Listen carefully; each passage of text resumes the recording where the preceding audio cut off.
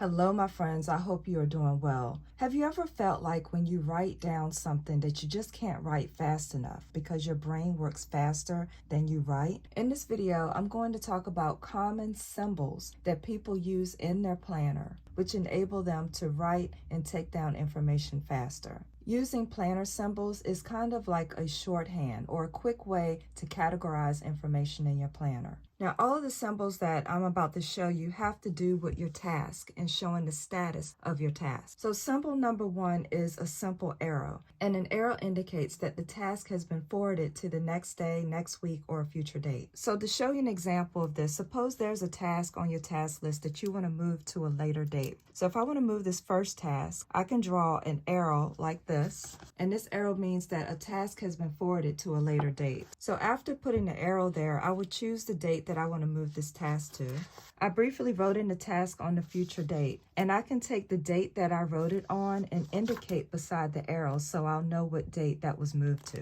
This was moved to May 15th, so I'll simply put a date over here to the side, May 15th. And that's how you use the forward arrow. The second symbol I want to show you is one that I feel is very commonly used, and that is a check mark. A check mark indicates that a task has been completed and there's nothing more to do or follow up on. So if a task is completed, you can simply put a check mark like so to indicate that the task has been completed. Now I'm gonna give you a couple of my personal ideas. Some people like to draw a line through their task to indicate that it has been done. I personally don't like to draw a line through things because I think that it looks sloppy, but if that's what you prefer to do, there's certainly nothing wrong with it. It's your planner. I think a check mark looks much neater and more presentable. And plus, you can always go back and read what you wrote. Whereas if you scratch through something, it may be harder to see what you previously completed. I happen to be using Franklin Planner pages, and it is a day on one page. So this is a whole day, and this is a whole day.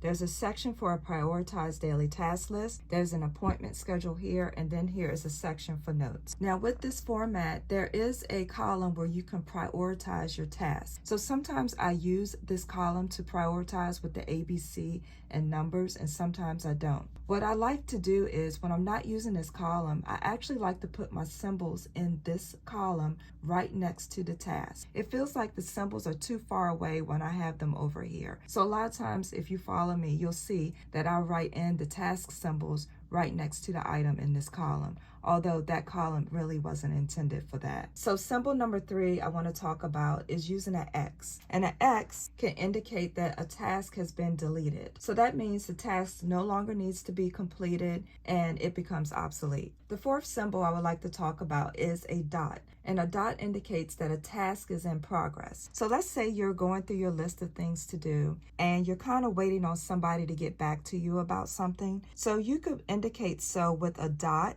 and that just serves as kind of a placeholder so that when you're scanning your list of to-dos, you know you can kind of skip over that task because you're waiting on something. So a dot means that the task is making progress to completion, it's underway, it's ongoing. And once the task is completed, you can simply turn that dot into a check mark to indicate it's been completed. If you happen to use these type of planner inserts, a lot of the symbols that I'm talking about are listed right here, but there is a symbol I want to talk about that's not listed here. So the next symbol I want to talk about is an asterisk. And the asterisk looks like that. It's kind of like a star. And sometimes you have a task on your list that you need to give more thought to. You don't know what to do. You don't know if it should be moved forward. You don't know if it needs to be done now. So an asterisk can serve as a reminder to come back to this task and deal with it. It's not in progress like you would use for the dot, because if it was in progress, it will actually be in the process of getting done. But an asterisk means you honestly don't know what to do with that task yet, and you need to give more thought to it. So the next symbol I want to talk about is the delegated symbol. So if you delegate a task to someone else, so maybe you're a manager, or maybe you delegated something to your children to do. You have nothing to do on this task, but somebody else does. So what you can do is complete it for you. So you can put a check mark there, and then beside the check mark, indicate the initials of the person that you delegated it to.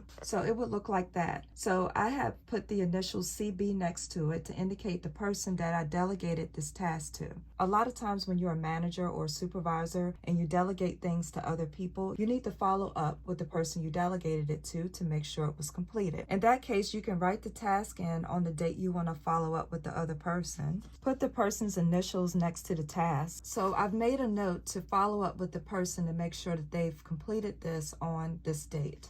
So I can put this date over here to the side. I put it here, but you can really put it anywhere. The main thing is you know that you're going to follow up with that person on this date. Another couple of things that I find helpful just when I take notes in general, and I think I probably learned this in college, but a lot of times when I listen and I'm taking notes, let's say I'm on the phone with the doctor and the doctor is telling me things. First, I really strive to listen for understanding. And then once I have understanding of the main point the person is trying to make, then I jot down a note. A lot of times when I jot down notes, I do some type of heading so I know what it's about. So let's say these are doctor's notes. I like to use a hyphen to indicate each main point that the person has made. So for example, the main point the doctor could have been trying to make is to take medication with food on your stomach. Notice here, whenever I use the word with, I always a W and a slash, but I always use a W to write faster. And I know in my brain, W means with. I'm just personally always also comfortable with using hyphens to list something, but some of you may use dots to take notes. It's whatever you're comfortable with. When you use symbols and when you use abbreviations, it's good because it helps prevent hand fatigue. The older I get, the more I realize I have to take care of my hands. I do a lot of typing at work, and unfortunately in the work world, carpal tunnel is becoming more and more common. So when you are writing or typing, you want to make sure you take care of your hands. For example, at work, I use this glove. This is just a glove that I bought online, but it helps with wrist support. When I am writing, I try to use a comfortable pen. I love this pen. It has a cushiony grip, and pens tend to hit against my finger right here and irritate that knuckle right there. I love this pen so much that I decided to sell it in my online stores at TonyaPlans.com. I have this pen in white, and it's like a pearlized white here. And I like that it has a clip because a lot of times I like to put my pen in my pen holder like that instead of worrying about fussing with putting it in here. I mean, it will fit, especially with the elastic here on the back, but it's just much easier, I feel, to put my pen up like this. So I really enjoy that it has a clip like this. This is how the black pen looks. So depending on the color of your planner, you might want to coordinate the pen with your planner.